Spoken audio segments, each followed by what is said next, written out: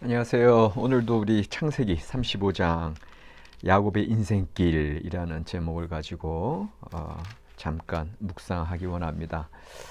어, 이게 새삼 느끼는 건데 참 창세기는 야곱의 방송 분량이 많은 것 같아요. 이삭은 몇 장 안 되는데 오히려 아브람보다도 이제 야곱이 쫙 인생길이 이제 펼쳐지고 있는데 그만큼 사건들이 많고 또 야곱이 정말 분투하는 삶, 씨름하는 인생 그런 삶을 살았던 것을 이제 볼 수가 있습니다. 그래서 나중에 바로 왕 앞에 섰을 때에도 자기 인생을 이제 험악한 세월로 자기 인생의 나그네 길 이런 표현을 이제 하거든요. 그래서 오늘 시작하는 질문으로는 그 야곱이 그런 뭐 인생길을 쫙 지나가면서 언제 가장 행복했을까? 그리고 언제 가장 슬펐을까? 이제 요걸 한번 물어보는 거죠. 근데 이제 얼핏 생각하기에 야곱은 이게 행복했던 순간보다 불행하거나 염려하거나 슬펐던 그런 순간들이 더 많았을 것 같다. 여러분들 동의하시지 않습니까? 형 에서에게 쫓겨서 아버지 어머니를 떠날 때, 내지는 이제 사랑하는 여인 라헬인 줄 알았는데 레아랑 결혼했다는 사실을 알고, 또 삼촌 라반이 그 수십 번에 걸쳐서 자기의 품삯을 속이고 주지 않을 때, 내지는 우리가 성경에서는 이제 자세한 건 나오지 않지만 아내들이 많았다고 하는 건 이제 아내들 사이에지 그런 그런 이야기들도 분명히 나오잖아요. 레아와 라헬 사이에 어떤 그런 남편을 두고 사이에 두고 서로 시기하고 질투하고 그런 문제들. 또 아들들이 많으니까 배다른 아들들끼리 또 우애가 좋았을까. 여러 가지 삶에서 일어날 수 있는, 가정에서 일어날 수 있는 모든 문제들의 종합판을 야곱이 겪지 않았을까. 그런데도 여러분들 아시죠? 오늘 우리가 35장을 하고 있는데 아직도 야곱에게는 가장 슬픈 사건이 일어나지는 않았다. 가장 슬픈 사건이 뭡니까? 그 요셉이 죽었다고 그 이제 형들이 보도할 때 가장 사랑하는 아들을 잃은 그 야곱의 슬픔. 그러니까 참 야곱은 힘들고 어려운 인생. 이제 성경상의 모든 인물들이 그랬듯이 참 힘들고 어려운 삶을 살아가게 되는데 반면에 야곱이 행복했을 때는 그리 많았던 것 같지는 않아요. 어떻게 보면 그나마 나중에 이제 이집트에서 내려가서 죽었다고 생각했던 요셉을 만났을 때 그때가 가장 행복했을까. 어, 오히려 야곱과 에서의 이제 약복강가 이후에 세lum을 받고 에서랑 이제 화해하는 듯한 그런 순간에 행복했을까? 근데 우리가 이미 봤듯이 그 순간조차도 기싸움을 하고 그 순간조차도 형에게 거짓으로 이제 에서 그 세일로 쫓아가겠다고 얘기하고 이런 이야기들 총 봤을 때, 야, 이게 우리 인생길이라고 하는 거 오히려 기쁘고 행복한 일보다는 슬프고 염려하고 이렇게 팍팍한 그런 삶이 더 많지 않나 이제 이런 거를 이제 좀 생각해 보면서 그러면 우리는 이제 오늘 35장을 통해서 우리 인생 여정 가운데 어떻게 우리가 이 험악한 세월, 이 나그네, 이 외롭고 힘겨운 길을 우리가 가야 하는가 이제 이걸 한번 생각해 보려고 하는데요. 오늘 말씀 보니까 첫 번째 하나님의 약속이 있습니다. 하나님께서 야곱 자신에게 주셨던 베델로 올라가라. 네가 베델에서 나를 네가 도망칠 때 베델에서 나 만나지 않았느냐? 그리고 네가 약속하지 않았느냐? 그리고 내가 그 약속에 또 응답하지 않았느냐? 다시금 베델로 올라가라. 이런 그래서 다시 베델로 올라가는 그 약속 성취의 삶을 이제 보고 있고요. 그다음에 또 아브라함에게 주신 약속이 12절에 나오지 않습니까?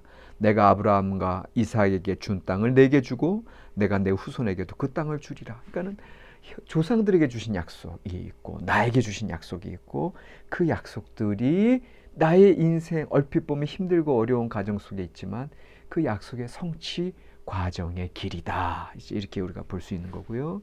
또 세 번째로 이제 심지어 저는 오늘 말씀 통해서 깜짝 놀랐는데 그 약속이 글쎄 창조하는 순간에 하나님께서 창조 세계에 축복했던 약속, 생육하고 번성하여 땅에 충만하라 라고 하시는 그 창조 명령 속에는 하나님께서 blessing, 축복하겠다는 약속이 들어가 있죠. 베스트만 학자가 얘기한 것처럼.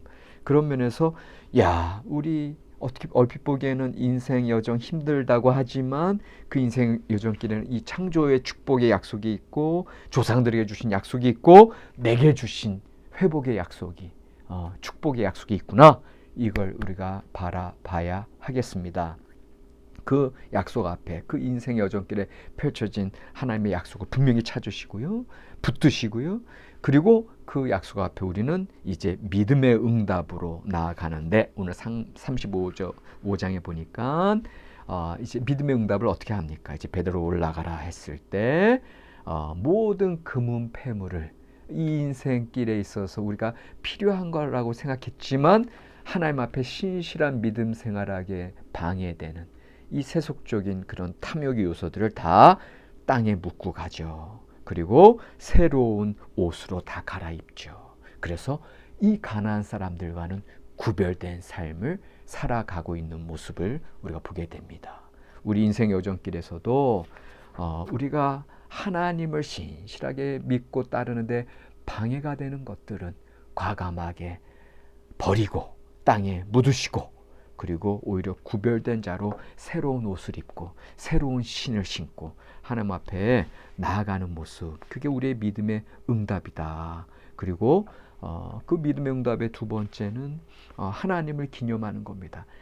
엘베델, 베델의 하나님. 이제 반복해서 그 베델의 이름 짓는 것 같지만 이것은 계속 베델의 하나님의 그 약속을 기념하는 거고요. 우리 믿음의 응답, 믿음의 예배를 드리는 일이고요. 그리고 여기서 다시 또 이스라엘 이름을 새롭게 또 반복해서 나오는 것 같지만 여기서 나오는 그 이스라엘은 하나님의 새롭게 하신 야곱에서 이스라엘로 그 약복강가에서 허락하셨던 그 인생을 다시금 이 베델로 올라가면서 베델에 이제 도착해서 그 이스라엘의 하나님을 다시금 확증하는 그런 일들을 우리가 보게 되면서 계속해서 우리가 믿음의 응답을 할 때 우리가 탐욕을 벗어버리고 새로운 옷을 입고 그리고는 이제 하나님을 계속 기념하고 예배하고 나에게 주신 새로운 이름으로 나아가야 되겠다고 하는 거죠. 그런데 이 35장은 그렇게 간단치 않은 게 인생의 어려운 현실이 계속되고 있는 걸 우리가 지금 또 본문 가운데 보게 되지 않습니까? 우리 인생길에 가장 힘든 거가 뭐겠습니까? 이제 사랑하는 사람들의 죽음입니다. 사랑하는 사람들의 죽음. 그러니까는 오늘 35장 본문을 보면 세 사람의 죽음이 보도되죠. 첫 번째는 리브가의 유모 드보라의 죽음이 8절에 나오고 또 사랑하는 아내 라헬의 죽음이 18절에 나오고 그리고 아버지 이삭의 죽음이 29절 끝에 나오고 있죠. 그런데 여러분들 그때마다 그 죽음의 순간순간마다 야곱은 또 그 죽음, 그 어려움, 인생의 가장 극심한 고통 속에서 또 새로운 삶을 시작하고 있는 거죠. 근데 이제 그거 하나하나 살펴보기 전에 이제 오늘 본문 가운데 가장 이제 어려운 질문, 역사적인 이제 질문이 아니 리브가의 유모가 지금 야곱의 일행 가운데 있어? 이제 이게 이제 신기한 거죠. 리브가는 누구예요?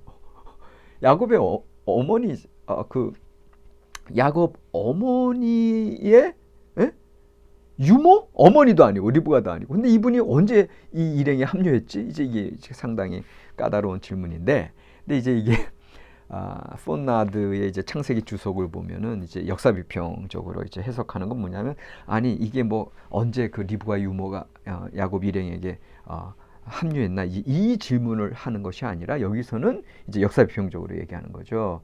이 여기에 그 베델 아래에 있는 상수리 나무 밑에 이제 장사했다고 하는 거. 이제 야곱 일행이 이 베델 지역 그거로 특별하게 알론 바긋이라고 그러니까 곡함의 상수리라고 이름 붙여진 그 지역을 지날 때 그 나무와 관련된 전승 리브가의 유모 드보라의 전승이 여기 끼어들었다 이제 역사비평적으로 얘기하는데, 근데 우리는 더 이상 역사비평적인 어떤 관점이 아니라 이제 정경비평적인 관점, 도대체 이 말씀 이 이야기가 여기 갑자기 끼어들어 가지고 이게 전후 문맥이랑 전혀 상관없이 이게 방해하잖아요.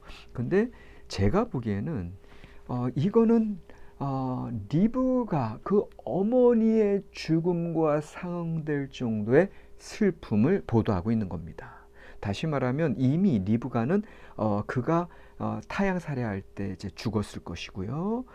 그리고 어느 순간에 그 어머니의 죽음을 리브가의 유모가 알리려고 왔고 결국은 이 일행과 합류를 했던 거고요.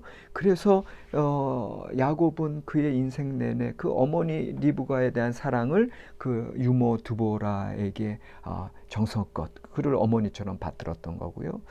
그래서 지금 이 베델에 이르러서 그 유모 드보라가 돌아가셨을 때의 슬픔은 리브가 어머니의 죽음에 대한 그 상응하는 그런 슬픔이고요. 그 슬픔이 이제 35장 끝절에 또 아버지 이삭의 죽음과 상응하고 있죠. 근데 그